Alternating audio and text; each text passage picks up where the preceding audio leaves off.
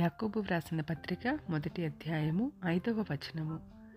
మీలో ఎవనికైనను జ్ఞానము కొదువుగా ఉన్న ఎడల అతడు దేవుని అడగవలెను, అప్పుడది అతనికి అనుగ్రహింపబడును.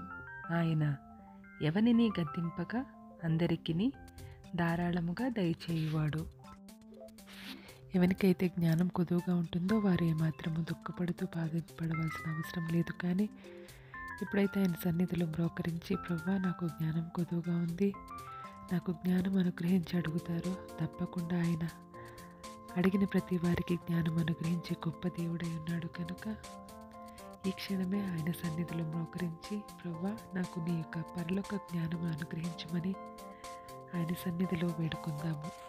పరిశుద్ధ నీకు వందనములు, స్తోత్రములైనా ఎవరికైతే ప్రభా ఈ సమయంలో జ్ఞానం కొద్దుగా ఉందని మీ సన్నిధిలో అడుగుతున్నారు, హృదయపూర్తిగా అడిగిన ప్రతి వారికి మీ జ్ఞానం అనుగ్రహించి వారి హృదయములను వివేకముతో నింపమని యేసయ్య నామములో అడిగి వేడుకొనుచున్నాను తండ్రి. ఆమేన్.